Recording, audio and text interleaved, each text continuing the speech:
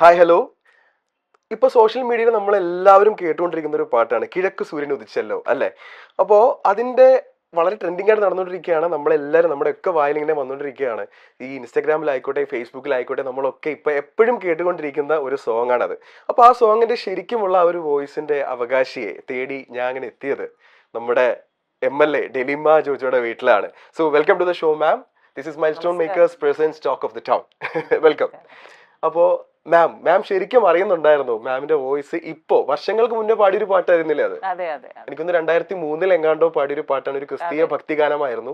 ഇത് വർഷങ്ങൾക്ക് ശേഷം ഒരു റാപ്പറിന്റെ ഒരു വേർഷൻ, അതായത് ഫെജോയുടെ ഒരു വേർഷനാണ് ഇപ്പൊ ഇത്രയും ട്രെൻഡിങ് ആവുന്നത്. അതെ. അപ്പോ ആരെങ്കിലും അയച്ചു തന്നിരുന്നു എപ്പോഴാണ് മാം അറിഞ്ഞത് മാമിന്റെ വോയിസ് വർഷങ്ങൾക്ക് ശേഷം ട്രെൻഡിങ് ആവുന്നുണ്ടെന്നുള്ളത്?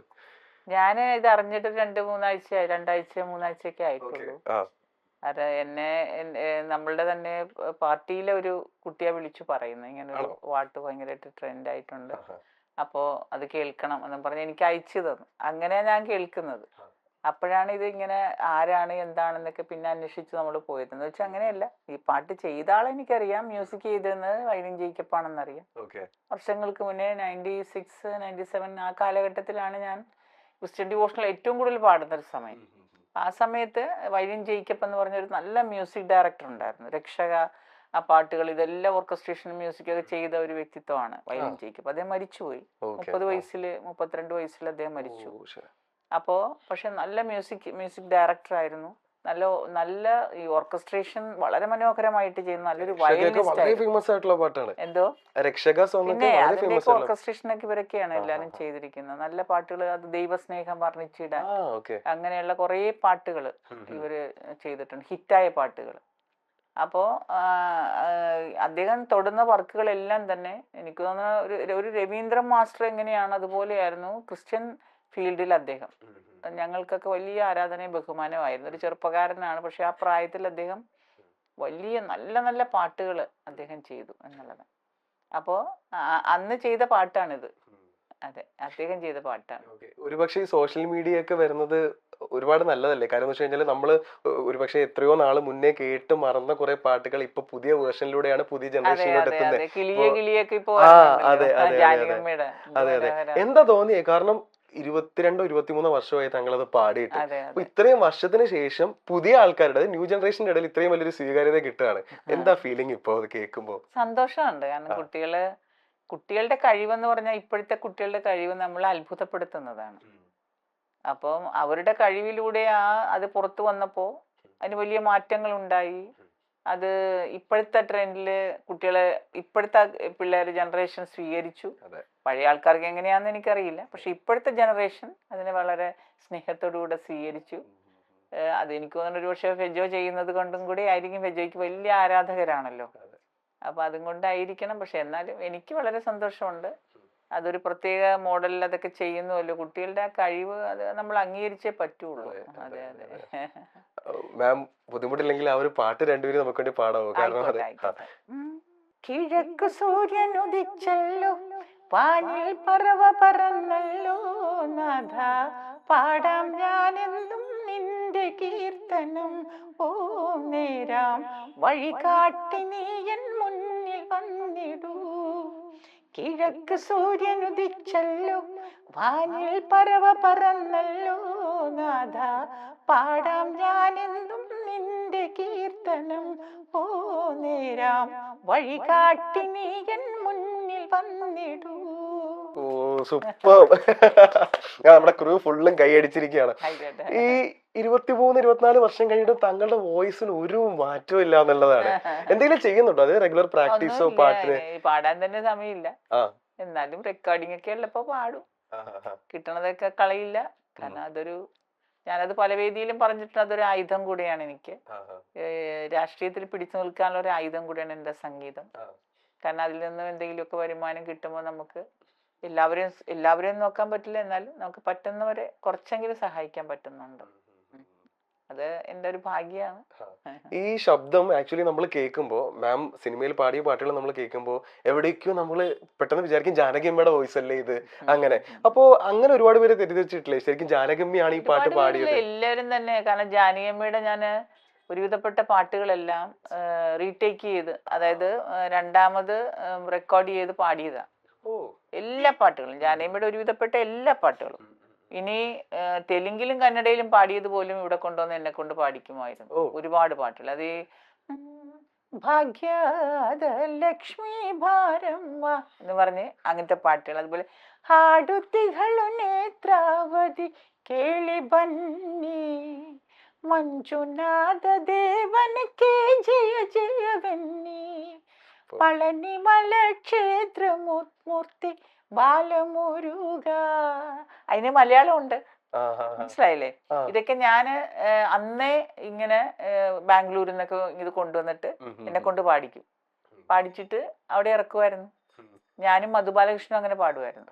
ഈ അവിടുത്തെ കന്നഡ, തെലുങ്ക്. നമുക്ക് ഭാഷ അറിയില്ല, പക്ഷെ അവരത് പറഞ്ഞു നമ്മളെ കൊണ്ട് പാടിക്കുമായിരുന്നു. അപ്പൊ ജാനകിയമ്മയുടെ ഒരുവിധപ്പെട്ട എല്ലാ പാട്ടുകളും ഞാൻ പാടിക്കഴിഞ്ഞു. തളിരിട്ട ഇനാക്കളെന്നും പിന്നെ എല്ലാ പാട്ടുകളും. അതുപോലെ പിന്നെ നമ്മുടെ മഞ്ഞണിപ്പൂ നിലാവെന്നുള്ള CD, കേശാദിപാദം, പ്രേതഗാനങ്ങള്, താരാട്ട് പാട്ടുകൾ എന്ന് പറഞ്ഞിറങ്ങി. അങ്ങനെ ഒരുവിധപ്പെട്ട രീതിയിലുള്ള ഡ്യുവറ്റ് പാട്ടുകളെല്ലാം, ഇങ്ങനെ എല്ലാ പാട്ടുകളും ജാനകിയമ്മയുടെ എന്നെ കൊണ്ട് ഇങ്ങനെ പാടിച്ചിറക്കുമായിരുന്നു. അതിപ്പോ അത് സരിക അബുക്കായാണത്, സരിക ഓഡിയോസ് ആണ് അത് കൂടുതൽ ഇറക്കിയിരിക്കുന്നത്. പിന്നെ വിൽസൺ ഓഡിയോസ് അവരുടെ ആ സമയത്ത് കുറെ ഇറക്കിയിട്ടുണ്ട്. അങ്ങനെ ഒരുവിധപ്പെട്ട പാട്ടുകളെല്ലാം തന്നെ പാടിക്കഴിഞ്ഞതാണ്. എപ്പോഴെങ്കിലും വിഷമം വന്നിട്ടുണ്ടോ? അതായത് ഞാൻ പാടുന്ന പാട് എന്റെ പേരിൽ അറിയപ്പെടുന്നില്ല, എല്ലാരും ജാനകിയമ്മ പാടിയതെന്ന് വിചാരിക്കുന്നു എന്ന് ഓർത്തിട്ട്? എനിക്ക് അങ്ങനത്തെ വിഷമമൊന്നുമില്ല. കാരണം ജാനകിയമ്മയുടെ പേര് പറഞ്ഞാണല്ലോ എന്നെ ആളാക്കിയത്. അപ്പൊ ഞാൻ അതില് വിഷമിക്കുന്നൊന്നുമില്ല. പക്ഷെ അവസരങ്ങൾ നമുക്ക് നഷ്ടപ്പെട്ടു പോകുന്നതായിട്ട് പിന്നീട് ചിലര് പറഞ്ഞു, ജാനകിയമ്മയുടെ വോയിസിൽ പാടാൻ ജാനകിയമ്മ ഉണ്ടല്ലോ, പിന്നെ എന്തിനാ ഒരു ജാനകിയമ്മയുടെ വോയിസിൽ വേറൊരു വോയിസ് എന്നൊക്കെ പറയുന്നവരും ഉണ്ട്, ഇല്ലെന്നല്ല. പക്ഷെ അവരോട് പറയാനുള്ളത്, എന്റെ വോയിസ് എൻ്റെ തന്നെയാ, എനിക്ക് തന്നെയുള്ള വോയിസ്, എൻ്റെ ഇത്തിരി കൂടി ഡെപ്ത് കലർന്ന വോയിസ് ആണ്. ജാനകിയമ്മയുടെ കിളിനാദമാണ്. ജാനകിയമ്മയ്ക്ക് പകരം നമ്മളാകുമോ? ആ പാദത്തെ സ്പർശിക്കാനുള്ള യോഗ്യത പോലും നമുക്കില്ല എന്നുള്ളത് നമുക്ക് വ്യക്തമായിട്ടറിയാം. നമ്മളെ എടുത്തുന്നതും ഇപ്പൊ ഹിന്ദിയിലൊക്കെ പാടുന്ന പല സ്ത്രീകളുടെയും വോയിസ് അവിടുത്തെ ലതാ മങ്കേഷ്കറിന്റെ, ആശാ ഭോൺസ്ലെയുടെ ഇവിടെയൊക്കെ ടോണാണ്. അവരാരും ഇത് പറയുന്നില്ലല്ലോ. ഇവിടെ മാത്രം എന്താ ഈ വ്യത്യാസം എന്ന് എനിക്ക് പിടുത്തം കിട്ടുന്നില്ല. ഇനിയിപ്പോ അങ്ങനത്തെ ഒരു ടോൺ ഉണ്ടായെന്നോ, ദാസേട്ടന്റെ വോയിസ് ഉണ്ടായെന്നോ, അല്ലെ ജയേട്ടന്റെ വോയിസ് ഉണ്ടായെന്നോ, ഇതേപോലെ പലരെയും പറഞ്ഞ് എന്തിനാണ് അവരുടെ ഭാവി കളയുന്നതെന്ന് നമുക്ക് മനസ്സിലാവില്ല. മനസ്സിലായി? അങ്ങനത്തെ ടോണുകൾ എല്ലാവർക്കും ഉണ്ടാകാൻ പാടില്ല. നമ്മൾ ഒരുപാട് സ്നേഹിക്കുമ്പോൾ അതിനല്ല. എൻ്റെ വീട്ടിൽ എൻ്റെ മദർ, എൻ്റെ സിസ്റ്റേഴ്സ് എല്ലാരും പാടുന്ന കേട്ടാ കറക്റ്റ് ജാനകിയാ, അതുപോലെ പാടുന്നവരാ. അവർക്കൊക്കെ ഭാഗ്യം ഉണ്ടായില്ലെന്ന് മാത്രമേ ഉള്ളൂ. മനസ്സിലായോ? അപ്പൊ നമ്മൾക്ക് അതിൽ നിന്ന് നമുക്ക് ആ ഇപ്പൊ സുജാ ചേച്ചിയുടെ മകളുടെ വോയിസ് കേട്ട സുജാ ചേച്ചിയുടെ വോയിസ് തന്നെയായിട്ടാ നമുക്ക് തോന്നുന്നത്. വേണുചേട്ടന്റെ പാട്ട് കേട്ട വേണുചേട്ടന്റെ മകൻ പാടുന്ന കേട്ട വേണുചേട്ടന്റെ വോയിസ് പോലെ നമുക്ക് തോന്നാൻ സാധ്യതയുണ്ട് പല സ്ഥലങ്ങളിലും. അങ്ങനെയുള്ളൊക്കെ സാധ്യതകൾ ഉണ്ടാവുമല്ലോ. അതിനെയൊക്കെ നമ്മൾ കഴിവല്ല, അല്ലെങ്കിൽ എന്തിനാണ് ഇങ്ങനെയെന്നൊക്കെ പറയുന്ന അങ്ങനെയുണ്ട്. അങ്ങനെയുള്ള ചില മനുഷ്യരുണ്ട്. പക്ഷെ എല്ലാവരും തന്നെ നമ്മളെ സ്നേഹിച്ചിരുന്നു കേട്ടോ. പിന്നെ ഒരുപാട് ഉയരങ്ങളിലേക്ക് വളരാൻ നമ്മൾ സ്വയം ആഗ്രഹിച്ചില്ല. നാമും കുറെ ആഗ്രഹിക്കണമല്ലോ. ഇപ്പൊ എനിക്ക് അങ്ങനെ വലിയ ആഗ്രഹങ്ങൾ ഉണ്ടാവണമല്ലോ.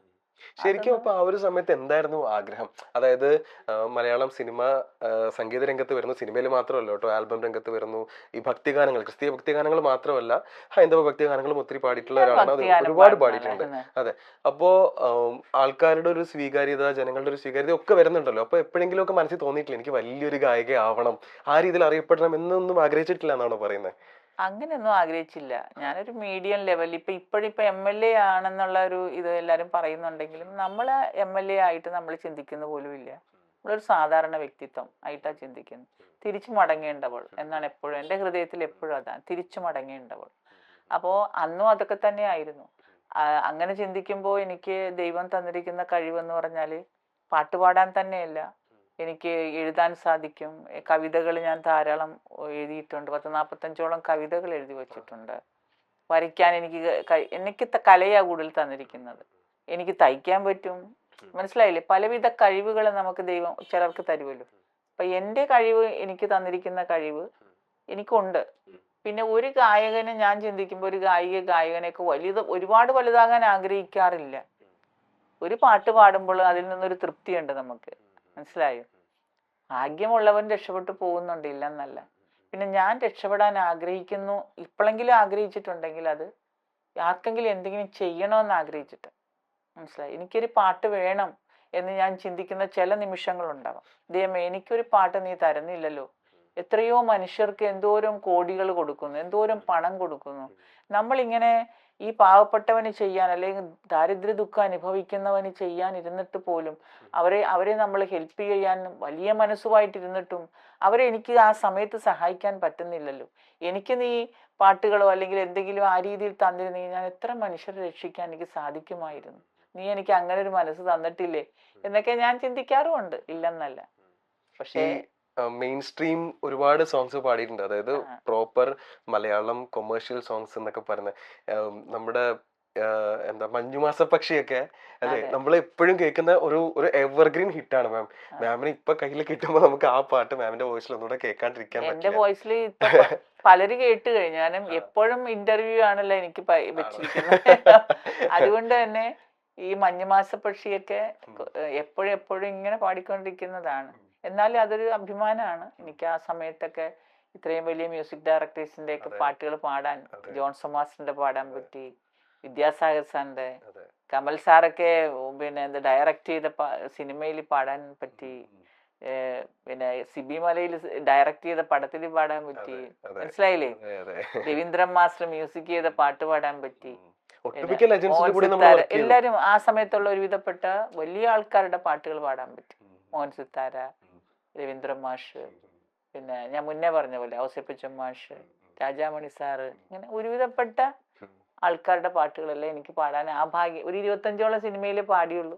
അതെല്ലാം ഈ നല്ലവരുടെ പാട്ടുകളാണ്. നല്ലവരെന്നല്ല, അന്ന് നമ്മള് ഈ മ്യൂസിക്കിൽ ചക്രവർത്തികൾ എന്ന് ചിന്തിക്കുന്നവരെ, രാജാക്കന്മാർ എന്ന് ചിന്തിക്കുന്നവരുടെ പാട്ടുകൾ പാടാൻ എനിക്ക് ഭാഗ്യം ഉണ്ടായി. അതൊക്കെ മതി. നമുക്കിപ്പോ വലുതാകാനൊന്നും ഇല്ല. പക്ഷെ ഞാൻ ദുഃഖിക്കുന്ന അവസരങ്ങളുണ്ട്. ഇങ്ങനെ ഇപ്പൊ ഈ രാഷ്ട്രീയത്തിൽ വന്നപ്പോ പലതും കണ്ട് നമ്മള് വേദനിക്കുന്നുണ്ട്. അപ്പൊ നമുക്ക് തോന്നാം, എന്റെ പാട്ട് എനിക്ക് എപ്പോഴും ഉണ്ടായിരുന്നു, എവിടെയെങ്കിലും ഒക്കെ കൂടുതലായിട്ട് കിട്ടിയിരുന്നെങ്കിൽ നമുക്ക് എന്തൊക്കെ ചെയ്യാമായിരുന്നു എന്നൊക്കെ ചിന്തിക്കും. അതങ്ങനെ ഇല്ല, ഇടക്ക് മാത്രം വരും പോകും. അങ്ങനെ ആ ഒരു പാട്ട് രണ്ടുപേരും മഞ്ഞുമാസം. മഞ്ഞുമാസ പക്ഷി മണിത്തൂവൽ കൂടുണ്ടോ, മൗനം പൂക്കും നെഞ്ചിൻ മുളം തണ്ടിൽ പാട്ടുണ്ടോ, എന്തിനീ ചുണ്ടിലെ ചെമ്പനീർ മലർ ചെണ്ടുകൾ വാടുന്നു, എന്തുമീ മാമരച്ചായയിൽ മഴപ്പൂക്കളായി പെയ്യുന്നു, മഞ്ഞുമാസ പക്ഷി. സൂപ്പർ. ഇതൊക്കെ നേരിട്ട് വിറ്റ്നസ് ചെയ്യാൻ പറ്റുക എന്നുള്ളത് നമ്മുടെയൊക്കെ ഭാഗ്യമാണ്, നമ്മുടെ ഒരു ക്രൂവിന്റെ ഭാഗ്യമാണ്.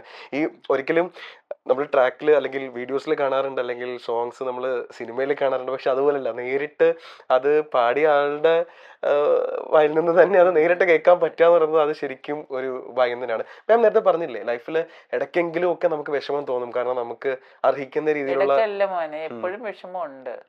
കാരണം എനിക്ക്, ഞാൻ പറഞ്ഞില്ലേ, ഈ വിഷമതകൾ അനുഭവിക്കുന്നവന്റെ വേദനകൾ നമുക്ക് ഒത്തിരി വലുതാണ്. അതിങ്ങനെ അനേകം മനുഷ്യരാണ് രോഗങ്ങളാൽ പിടയുന്നവര്.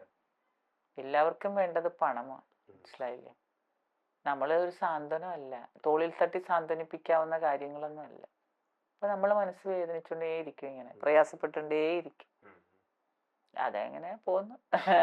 ഈ കലാജീവിതം എടുക്കുകയാണെന്നുണ്ടെങ്കിൽ ഏറ്റവും കൂടുതൽ ഇപ്പോൾ ഒരു സിംഗർ എന്നുള്ള രീതിയിൽ ഏറ്റവും കൂടുതൽ ഇഷ്ടപ്പെട്ട് എൻജോയ് ചെയ്ത് നല്ല സാറ്റിസ്ഫാക്ഷനോടുകൂടി ഈ ഒരു പാട്ട് ഞാൻ പാടിയെന്ന് തോന്നുന്നു എടുത്തു പറയാൻ എന്തെങ്കിലും ഉണ്ടോ? അങ്ങനെ ഒരു പാട്ടോ ഒരു റെക്കോർഡിംഗ് സെഷനോ അങ്ങനെ എന്തെങ്കിലും? അങ്ങനെ കുറേ പാട്ടുകളുണ്ട് നമ്മള് പെട്ടെന്ന് മനസ്സിൽ വരുന്നത്. പെട്ടെന്ന് മനസ്സിൽ വരുന്നത് ഇപ്പൊ ഞാൻ പാട്ടുകളുണ്ട്. ഞാന് ഇപ്പൊ നീ വരുവോളം എന്നുള്ള സിനിമയിൽ പാടാൻ ചെന്ന് കഴിഞ്ഞപ്പോ ഗിരീഷ് പുത്തഞ്ചേരി സാറാണ് എനിക്ക് അതിന്റെ വരികള്. ഗിരീഷ് പുത്തഞ്ചേരി സാറ് പരിചയപ്പെടുത്തിയത് കൊണ്ടാണ് കൃഷ്ണകുടിയിൽ എനിക്ക് പാടാൻ സാധിച്ചത്. അപ്പൊ നീ വരുവോളം ഞാൻ പാടാൻ ചെല്ലുമ്പോൾ എന്നെ കൊണ്ടൊരു പാട്ട് പാടിച്ചു, ഒരു ട്രാക്ക് പാടിച്ചു, ചിത്ര ചേച്ചിയുടെ അതിന്റെ ട്രാക്ക് പാടിച്ചു. അപ്പൊ അത് പാടി കഴിഞ്ഞപ്പോ സിബി മലയിൽ സാറും പിന്നെ ജോൺസൺ മാസ്റ്ററൊക്കെ പറഞ്ഞു, തെളിമ ഇത് തെളിമ മനോഹരമായിട്ട് പാടിയിട്ടുണ്ട്, പിന്നെ ഇത് ഞങ്ങൾക്ക് ഈ സിനിമയിൽ ഇടണമെന്നുണ്ട്, പക്ഷെ ദലിമയ്ക്ക് വേണ്ടി കരുതി വെച്ചിരിക്കുന്ന മറ്റൊരു പാട്ടാണ്. മനസ്സിലായി? എനിക്ക് ശോകഗാനങ്ങളൊക്കെ വലിയ ഇഷ്ടമുള്ള ആളാണ്, പാടാനും ഇഷ്ടമാണ്. അപ്പൊ ഇത് ശോകമായിരുന്നു. ഒരു താനേ പൊലിയും കൈത്തിരി പോലെ തരളം തേങ്ങും തമ്പുരു പോലെ ശരമുനയിൽ പിടയും കിളി മനസ്സിലെ മൗനം നീ മറക്കൂ, മറ്റൊരു രാഗം നീ പാടൂ എന്ന് പറഞ്ഞൊരു പാട്ടായിരുന്നു. അപ്പൊ ഭയങ്കര നമുക്ക് ഇങ്ങനെയല്ല പാടി, ഇതിപ്പോ നമ്മള് പാട്ട് പാടാനോ സാധകം ചെയ്യാനോ ഒന്നും പറ്റാത്തൊരു സാഹചര്യത്തിൽ ഇരിക്കുന്ന ഒരാളാണല്ലോ ഇപ്പൊ. അന്നൊക്കെയെന്ന് പറഞ്ഞാൽ ക്ലാസിക്കലൊക്കെ ഉസ്താദായിരുന്നു ഞാൻ. ക്ലാസിക്കലിലൊക്കെ പിന്നെ ഡെയിലി പ്രാക്ടീസും നമ്മള് 3 മണിക്കൂർ കച്ചേരി നടത്താൻ നമുക്ക് പറ്റുമായിരുന്നു. അപ്പൊ അങ്ങനെ ഒരു സാഹചര്യമാണ് ആ സമയത്തുള്ളത്. അത്രയും നല്ല ഗായികയാകുന്ന ഒരു ലെവലിലേക്ക് എത്തുന്ന സമയമാണ്. ഇതിപ്പോ നമ്മൾ ഒതുങ്ങിയല്ലോ, പാടാൻ നേരെയില്ല, പ്രാക്ടീസ് ചെയ്യാൻ നേരെയില്ല. അന്ന് അതിമനോഹരമായിട്ട് അത് പാടുന്നത്. അത് കഴിഞ്ഞപ്പോൾ അവർ പറഞ്ഞു, ഇത് വളരെ മനോഹരമായിട്ട്, ഇങ്ങനൊരു വോയിസ് എവിടെയായിരുന്നു എന്നൊക്കെ ചോദിച്ചു എന്നോട്. എന്നിട്ട് പിന്നെ അവർ വെച്ച പാട്ടാണ് ഈ തെന്നലും തിങ്കളും പൂക്കളും നീയുമീരാവും എന്നുമെൻ കൂടെയുണ്ടെങ്കിൽ ഈ പൂങ്കുയിൽ പാട്ടിലെ ഈണവും നീയുമീ നോവും എന്നുമെൻ കൂട്ടിനുണ്ടെങ്കിൽ. അത് പാട്ട് പാടിട്ട് ശരിയാണ്. ഈ താങ്കളുടെ വോയിസില് വല്ലാത്തൊരു മാജിക് ഉണ്ടെന്ന് ആരെങ്കിലും പറഞ്ഞിട്ടുണ്ട്? എന്ന് വെച്ചാൽ ഇപ്പൊ നമുക്ക് പാട്ട് പല രീതിയിലും പാടാം അല്ലെ, അതിന്റെ നോട്ടേഷൻസ് ടച്ച് ചെയ്യുക എന്നതിനപ്പുറത്തേക്ക് ആ പാട്ടിന് അർഹിക്കുന്ന, ആ ലിറിക്സിന് അർഹിക്കുന്ന ഫീല് കൊണ്ടുവരിക എന്നുള്ളത് അത് വളരെ ബ്ലെസ്സിങ് ആണ്. ചിലർക്ക് അത് ഇൻബിൽഡ് ആയിട്ട് അവരുടെ വോയിസിൽ ഉണ്ടാവും അല്ലെ. അങ്ങനെ താങ്കളുടെ വോയിസിന്റെ മാജിക് ഉണ്ടെന്ന് അതല്ല കുഞ്ഞെ, അതിനകത്ത് ഉള്ള പ്രത്യേകത എന്ന് പറഞ്ഞാൽ നമ്മൾ വരികളിൽ സഞ്ചരിക്കണം. മനസ്സിലായി? അതാണ് അതിന്റെ വ്യത്യാസം. ഞാൻ കവിയാണ്, കവിത ഇഷ്ടപ്പെടുന്ന ആളാണ്. മനസ്സിലായില്ലേ? ഞാൻ പറഞ്ഞില്ലേ 40-45ഓളം കവിതകൾ എഴുതി വെച്ച ആളാണ് ഞാൻ.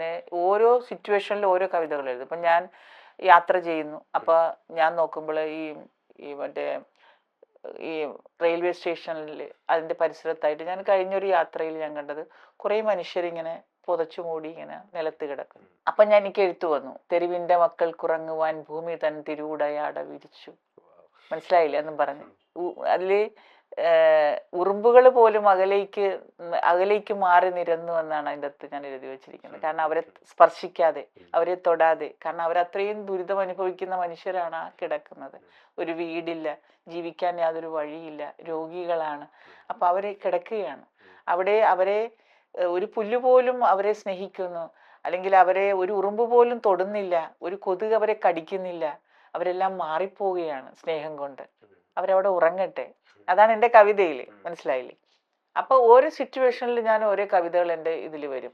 അതുപോലെ തന്നെ ഞാൻ യാത്ര ചെയ്യാണ്. ഇവിടെ നിന്ന് തിരുവനന്തപുരത്തേക്ക് യാത്ര ചെയ്യുന്നപ്പോൾ ഒരു യാത്രയിൽ ഒരു കുഞ്ഞു വന്ന് എൻ്റെ നേരെ കൈ നീട്ടി. അപ്പൊ അതിൻ്റെ കയ്യിലൊരു പിഞ്ചു കുഞ്ഞ് കയ്യിലുണ്ട്.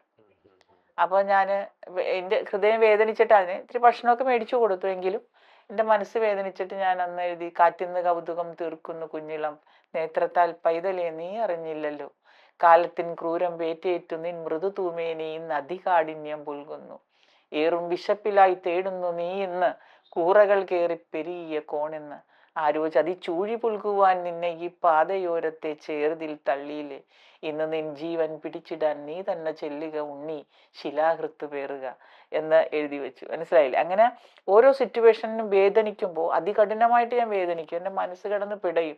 കാരണം ആ സിറ്റുവേഷൻ അവിടെ നിന്ന് നമ്മളിപ്പോൾ അവരെ കണ്ടത് കടന്നുപോയി. അത് ആ കുഞ്ഞിന് ചിലപ്പോൾ ഞാൻ ഇത്തിരി പൈസ കൊടുത്തിട്ടുണ്ടാവാം, അല്ലെങ്കിൽ ഞാൻ അതിന് ഭക്ഷണം മേടിച്ചു കൊടുത്തിട്ടുണ്ടാവാം. പക്ഷെ ഞാൻ അതിൽ തൃപ്തയല്ല.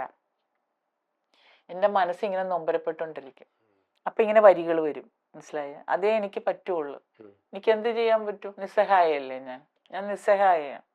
അപ്പം നമ്മളിങ്ങനെ വേദനിച്ചു, പ്രത്യേകിച്ച് കുഞ്ഞുങ്ങളുടെ കാര്യം ഒക്കെ ഞാൻ വളരെ നിസ്സഹായി പോവും. ഇതുപോലെ തന്നെ ഷെഫീക്ക് എന്നുള്ള കുഞ്ഞിനെ അന്ന് ഒരമ്മ അടിച്ച് കൈയും കാലും ഒക്കെ ഒടിച്ച് ഓർക്കണുണ്ടോ ഷെഫീക്ക്? അന്ന് എഴുതി വെച്ചു, കട്ടിലിൽ നിന്ന് മെത്തകളില്ലാതെ, തൊട്ടിലാട്ടുവാൻ കരങ്ങളില്ലാതെ, തറ്റൊടിഞ്ഞ് കിടക്കും ഉണ്ണി തന്നെ നെറ്റിത്തട മുറിപ്പാടിൽ ചോര കനച്ചു, തണ്ടൊടിഞ്ഞ് തളർന്നൊരു പൂവുകൾ കാണുമോ, ഉണ്ടുറങ്ങാത്ത രാവിൻ നിഴലുകൾ കണ്ടു പൈതലിൻ ദേഹം മുഴുക്കെ, ഉണ്ണി നിനക്കീ അമ്മതൻ കണ്ണീരിൽ കുതിർന്ന വരികളുണ്ട് പൂമാല പോൽ നില്ല ചാർത്തു എന്നൊക്കെ പറഞ്ഞ് എഴുതി വെച്ചു. ഇങ്ങനെ ഓരോ സിറ്റുവേഷൻ അനുസരിച്ച് ഇങ്ങനെ ദുഃഖം കടന്നു വരും. ഈ എഴുതുന്നത് നമ്മൾ പുറത്തോട്ട് വിടുന്നുണ്ടോ ഏതെങ്കിലും ഇല്ല, രീതിയിൽ? അങ്ങനെയൊന്നും ഇല്ല. ഞാനിങ്ങനെ പറയും, അത്രയേ ഉള്ളൂ. ഒരു കവിത എനിക്ക് ഇറക്കണമെന്നൊക്കെ ആഗ്രഹങ്ങളുണ്ട്. ഞാൻ അച്ചായന്മാരോടൊക്കെ പറയുമ്പോൾ അവരെനിക്ക് ചില സമയത്ത് എൻ്റെ അച്ചായനൊക്കെ അമേരിക്കയിലുണ്ട്, അപ്പം കാശ് അയച്ചു തരും. പക്ഷെ അതൊന്നും എനിക്ക് ഇന്നുവരെ ഒരു കവിതയായിട്ട് പുറത്തിറക്കാൻ പറ്റിയിട്ടില്ല കുഞ്ഞ്. അപ്പോൾ ആരെങ്കിലും വേദനിച്ചു വരുമ്പോൾ ഞാൻ അതും കൊടുത്തേച്ചും വെറുതെ നിൽക്കും. അങ്ങനെ എത്രയെത്രയോ തവണകൾ കടന്നുപോയി. എൻ്റെ സ്വപ്നങ്ങൾ ഒരിക്കലും പൂർത്തിയാക്കാതെ ഇങ്ങനെ അടച്ച പുസ്തകം പോലെ വെച്ചിരിക്കുക. നമുക്ക് ഇനിയും സമയമില്ലേ മാം? ഇപ്പോ മാം പറഞ്ഞു ഇപ്പോ ഞാനപ്പോ ചിന്തിക്കുന്നത്, ഈ വേദനിക്കുന്നവര് വരുമ്പോ നമ്മുടെ മുന്നിൽ വരുന്ന എല്ലാവരും ഒന്നും ഞാൻ പറയുന്നില്ല, അവര് മുന്നിൽ വരുമ്പോ നമുക്ക് നമ്മുടെ കവിതകളല്ലല്ലോ വലുത് എന്ന് ചിന്തിക്കും. അല്ല, ഒരു കലാകാരൻ എന്നുള്ള രീതിയിൽ ഇപ്പൊ കവിതകളായിക്കോട്ടെ പാട്ടുകളായിക്കോട്ടെ, നമുക്ക് മനുഷ്യന്മാരിൽ ഈസിലി കണക്ട് ചെയ്യാൻ പറ്റുന്ന ഒരു മീഡിയം കൂടിയാണ് ഈ കല എന്ന് പറയുന്നത്. അപ്പോ ഇത് നമുക്കൊന്ന് ഉപയോഗിച്ചൂടെ എപ്പോഴെങ്കിലും ഒരു കവിതകളായിട്ട് സ്വപ്നങ്ങൾ ഒരുപാടുണ്ട്. പക്ഷെ അത് പൂർത്തിയാക്കാനായിട്ട് ഈ പൈസയും വെച്ചോണ്ട് ഇങ്ങനെ ഇരിക്കുമ്പോഴായിരിക്കും പെട്ടെന്നൊരു സുപ്രഭാതത്തില് ജീവിതമില്ലാത്ത ഒരു വ്യക്തി മുന്നിൽ വന്ന് നിൽക്കുമ്പോൾ ഞാൻ എന്ത് ചെയ്യും? ജീവിതമല്ലേ വലുത്. ഒരു കലാകാരി എന്നുള്ള നിലയിൽ ഡെലിമ, അതേപോലെ ഒരു പൊളിറ്റീഷ്യൻ എന്നുള്ള രീതിയിൽ, അപ്പോ ഇതിൽ ഏതാണ് താങ്കൾ ആക്ച്വലി ഇപ്പോ ഏറ്റവും കൂടുതൽ അറിഞ്ഞ് ആസ്വദിച്ച് ചെയ്യുന്ന കാര്യം? ഞാൻ ആസ്വദിച്ചിരുന്നതൊക്കെ കലാകാരിയായിരുന്നപ്പോ തന്നെയാണ്. ഇപ്പോ ഈ ദുഃഖം ഞാൻ മുന്നേ പറഞ്ഞതുപോലെ പിടയുന്നവന്റെ മുന്നിൽ എന്താ പറയാ, 1 കോടി സങ്കടങ്ങളുടെ നടുക്ക് നിൽക്കുമ്പോൾ നമ്മൾ എങ്ങനെ നമുക്കിതിനെ ഒരുപാട് ഇഷ്ടപ്പെടാൻ പറ്റുന്നില്ല. പിന്നെ എന്നെ നിർത്തിയവര്, എന്നെ മുന്നോട്ട് കൊണ്ടുപോകുന്നവർ, അവരോടുള്ള കൂറും ആത്മാർത്ഥത നമ്മൾ പുലർത്തണം ഒരുപാട്. അവരെന്നെ ഇതിലേക്ക് ക്ഷണിച്ചു, ഇതിൽ നിർത്തി, എനിക്ക് വേണ്ടി ഒരുപാട് കഷ്ടപ്പെട്ടു, എന്നെ വിജയിപ്പിക്കാൻ എൻ്റെ മുന്നിൽ അവർ നടന്നു. അവരൊക്കെ ഒരുപാട് പ്രതീക്ഷകൾ എന്നിൽ അർപ്പിച്ചു. ആ പ്രതീക്ഷകളെ ഞാൻ ഒരിക്കലും മുറിക്കാൻ പാടില്ല, മുറിവായി മാറുന്നത്. ആ പ്രതീക്ഷകൾ മുറിക്കാതെ തന്നെ ഞാൻ അങ്ങേയറ്റം ആദരവോടുകൂടിയും ആഗ്രഹത്തോടു കൂടിയും ഞാൻ പറയുവാണ്, മാം പ്ലീസ് ഏതെങ്കിലും വഴി ഉണ്ടെന്നുണ്ടെങ്കിൽ ഈ കവിതാശകലങ്ങൾ പുറത്തേക്ക് വിടണം. അറ്റ്ലീസ്റ്റ് നമുക്ക് ഇപ്പൊ ഒരു ബുക്കായിട്ട് പോലും എഴുതണം എന്നില്ല. ഇന്ന് നമ്മുടെ സ്റ്റേജ് നമുക്ക് ഉണ്ടാക്കാൻ പറ്റുന്നുള്ളതല്ലേ. ഇപ്പൊ ഇൻസ്റ്റാഗ്രാം ആയിക്കോട്ടെ, ഫേസ്ബുക്ക് ആയിക്കോട്ടെ, നമുക്ക് ചെറിയൊരു കുറിപ്പായിട്ട് പോലും ഇന്ന് കണ്ട ഒരു കാഴ്ച, മാമിന്റെ ലൈഫിൽ നേരിട്ട് കണ്ട കാഴ്ചകൾ വെച്ചിട്ടാണ് മാം ഈ വരികൾ എഴുതിയത് അല്ലേ. അപ്പോ അതൊന്ന് ജനങ്ങളിലോട്ട് എത്തിക്കാവുന്ന ചെയ്തൂടെ മാം? അത് ആഗ്രഹം പോലെ ഞാൻ പറയുവാണ്. കാരണം ആ വാക്കുകളിൽ അല്ലെങ്കിൽ ആ വരികളിൽ അത്രയധികം ഒരു ഫയർ ഉണ്ടായിരുന്നു. അത് ഡയറക്ട്ലി ഇങ്ങോട്ടാണ് കണക്ട് ചെയ്തത്. വേറൊരു കാര്യമുണ്ട്, ചിലര് എന്നെ ഒരുപാട് സ്നേഹിക്കുന്നവർ പറയും, എപ്പോഴും പ്രയാസം നിറഞ്ഞ കാര്യങ്ങൾ, എപ്പോഴും പ്രയാസം, വിഷമങ്ങള്, അത് എല്ലാവർക്കും കേൾക്കണമെന്ന് വലിയ ആഗ്രഹങ്ങളൊന്നും ഉണ്ടായെന്ന് വരത്തില്ല.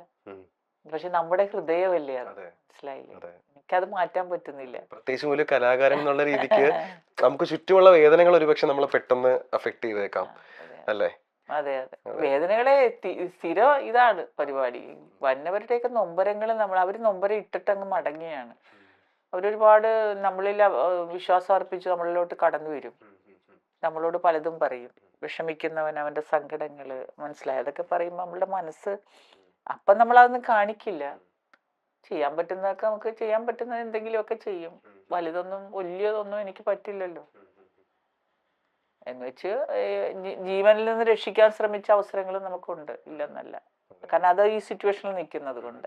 പക്ഷെ ഞാനൊരു വലുത് നഷ്ടപ്പെടുത്തിക്കൊണ്ടായിരിക്കും ആ വ്യക്തിയെ ജീവനിലേക്ക് കൈപിടിക്കാൻ നോക്കുന്നത്. എൻ്റെതെല്ലാം ഞാൻ നഷ്ടപ്പെടുത്തിക്കൊണ്ടായിരിക്കും, എൻ്റെ സ്വപ്നങ്ങളെ തകർത്തുകൊണ്ടാണ് ഞാൻ.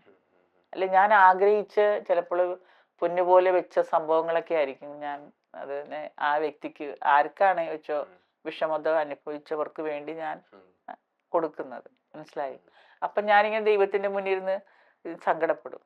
നീ എന്നെ ആ വ്യക്തിയെ ഇങ്ങോട്ട് എനിക്ക് കൊണ്ടുവന്ന് തന്നു, എനിക്ക് ഇനി ആ സ്വപ്നം ഇല്ലല്ലോ, മറ്റൊന്ന് ഞാൻ കളഞ്ഞു. പക്ഷേ ദൈവം വേറൊരു ആശ്വാസം എനിക്ക് എവിടെയെങ്കിലുമൊക്കെ കരുതി വെക്കും. അപ്പോൾ എന്നെ ഒരുപാട് ഇഷ്ടപ്പെടുന്നുണ്ടെന്ന് ഞാൻ വിശ്വസിക്കുന്നു.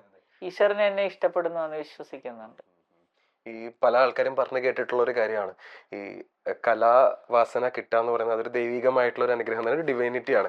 അത് എല്ലാവർക്കും കിട്ടണമെന്നില്ല. എസ്പെഷ്യലി പാട്ട് പാടാനുള്ളത്. ഒരുപക്ഷെ നൃത്തം ചെയ്യാൻ നമ്മൾ ഒരുപക്ഷെ നമ്മുടെ ശരീരത്തിനെ ആ ഒരു മെയ്വഴക്കത്തിലോട്ട് കൊണ്ടുവന്നാൽ ഒരുവിധമൊക്കെ നമുക്ക് നൃത്തം ചെയ്യാൻ പറ്റും. പക്ഷെ തൊണ്ടയിൽ നിന്ന് ഈ ഒരു ശബ്ദം പുറത്തേക്ക് വരിക, അത് സംഗീതമായിട്ട് പുറത്തു വരിക, അത് ഈ സപ്തസ്വരങ്ങളുമായിട്ട് കണക്ട് ചെയ്ത് അത് വെളിയിലേക്ക് വരിക എന്നുള്ളത് എല്ലാവർക്കും പറ്റുന്ന ഒരു കാര്യമല്ല. അപ്പോൾ മാമിന് ആ ഒരു എന്താ പറയാ, ഒരു ദൈവാനുഗ്രഹം, ദൈവം അനുഗ്രഹിച്ചാലേ അങ്ങനെ ഒരു കഴിവ് ഒരാൾക്ക് കിട്ടുമെന്നാണ് ഞാൻ വിശ്വസിക്കുന്നത്. ഞാൻ എപ്പോഴും എന്റെ കൂട്ടത്തിലുണ്ട് എന്ന് ഞാൻ വിശ്വസിക്കുന്നു. കാരണം ഞാൻ തൈറോയിഡിന്റെ ഓപ്പറേഷൻ കഴിഞ്ഞതാണ്. വലിയ ഗോയിറ്റർ ഇത്രയുള്ള ഉണ്ട ഇത്രയും മുഴയെടുത്ത് കളഞ്ഞതാണ്. ഞാൻ എന്നിട്ടും പാടുന്നില്ലേ? എന്നെ പാടിക്കുന്ന ദൈവം. അത് കഴിഞ്ഞ് ഞാൻ എത്ര രാജ്യങ്ങൾ കവർ ചെയ്തു, പാടാൻ പോയി. തൈറോയിഡിന്റെ ഓപ്പറേഷൻ കഴിഞ്ഞിട്ട് 2012 അന്നും ഇതേപോലെ എന്നെ കൈപിടിച്ച് ഉയർത്തിയതാ. ശബ്ദം തരില്ല എന്ന് പറഞ്ഞതാ. ശബ്ദം തരില്ല എന്ന് പറഞ്ഞത് അവര്. 10 വർഷം ഞാൻ കൊണ്ടു നടന്നത്. നമ്മളിത് വൈൻഡപ്പ് ചെയ്യുന്നതിന് മുന്നേ എൻ്റെ ഒരു പേഴ്സണൽ ആഗ്രഹമാണ് മാം നാഥ നീ വരൂ ആ പാട്ട് പാടി ഞാൻ കേട്ടിട്ടുണ്ട്. ഞാൻ ഒരുപാട് റിപ്പീറ്റ് അടിച്ച് കേട്ടൊരു പാട്ടാണ്. അതൊന്ന് ഇപ്പൊ പാടി എങ്ങനെയാവുന്ന പാടിത്തരാം.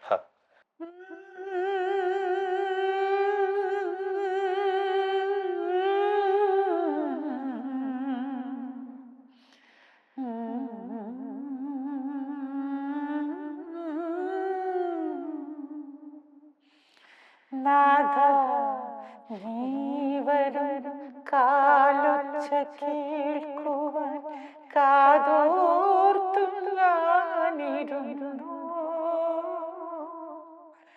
താവക വീതിയിൽ എന്നിൽ പക്ഷികൾ തൂവൽ വിരിച്ചു നിന്നു. നാഥ നീ വരും കാലൊച്ച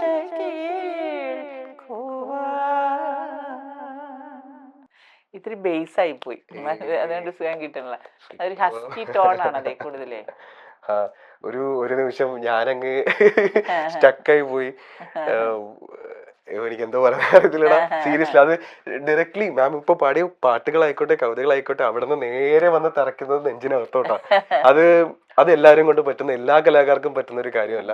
നിർത്തുന്നതിന് മുന്നേ ഞാൻ എൻ്റെ ഒരു ഹമ്പിൾ റിക്വസ്റ്റ് ആണ്, അത് എൻ്റെ മാത്രമല്ല, ഇത് കണ്ടോണ്ടിരിക്കുന്നതും ഇവിടെ കേട്ടോണ്ടിരിക്കുന്ന എൻ്റെ ക്രൂ ആയിക്കോട്ടെ, അതുപോലെ തന്നെ ഇത് കാണുന്ന വീഡിയോ ഔട്ടാകുമ്പോൾ കാണുന്ന പ്രേക്ഷകർക്ക് എല്ലാവരും ഉള്ള റിക്വസ്റ്റ് ആണ്.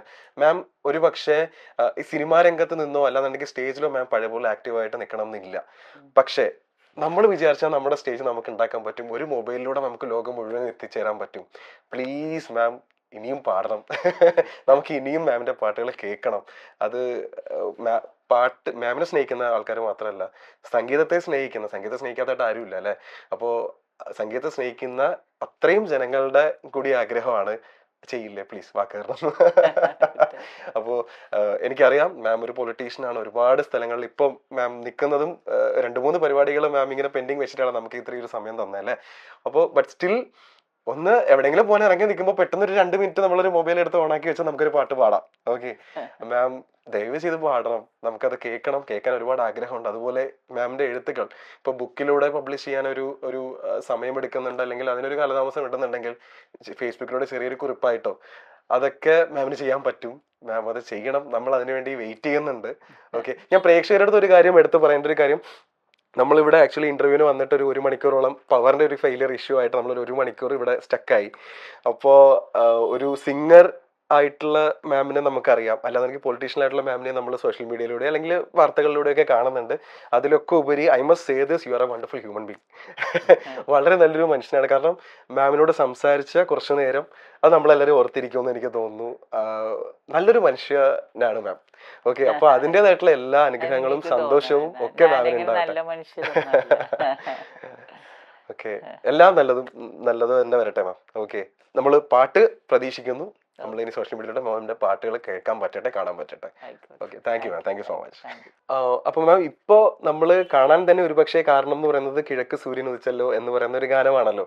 അപ്പോ അതിന്റെ റെക്കോർഡിങ്ങുമായിട്ട് ബന്ധപ്പെട്ട് എന്തെങ്കിലും മാമിന് എക്സ്പീരിയൻസ് ഷെയർ ചെയ്യാനുണ്ടോ? അതായത് എവിടെയായിരുന്നു അത് റെക്കോർഡ് ചെയ്തത്, എന്തായിരുന്നു ആ ഒരു പ്രോസസ്, ആ ഒരു സോങ് ഞാൻ റെക്കോർഡിംഗ് ഒരിക്കലും പ്രോസസ്? ഞാനത് ഓർക്കുന്നില്ല. ഈ എവിടെയാണത് പാടിയതെന്ന് എനിക്ക് തോന്നുന്നത് കോട്ടയത്ത് പിരമിഡിലാണെന്നുള്ളതാണ് എൻ്റെ ഓർമ്മ. പിരമിഡിൽ വെച്ചായിരുന്നു എന്നാണ് എൻ്റെ ഓർമ്മ. അതോ റിയാനിലാണോ എന്ന് എനിക്കറിയില്ല.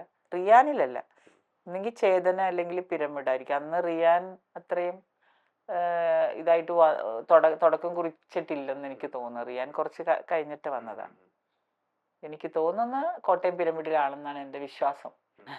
എവിടെയാണെന്ന് ഞാൻ ഓർക്കുന്നില്ല സംഭവം. എങ്ങനെയായിരുന്നു ഒരു പ്രോസസ്? മാം വളരെ എൻജോയ് ചെയ്ത് തന്നെയല്ലേ പാടിയത്? അന്ന് പാടുമ്പോ അത് നല്ല പാട്ടായിരുന്നു. നല്ല അന്നേ താളമുള്ള പാട്ടത്.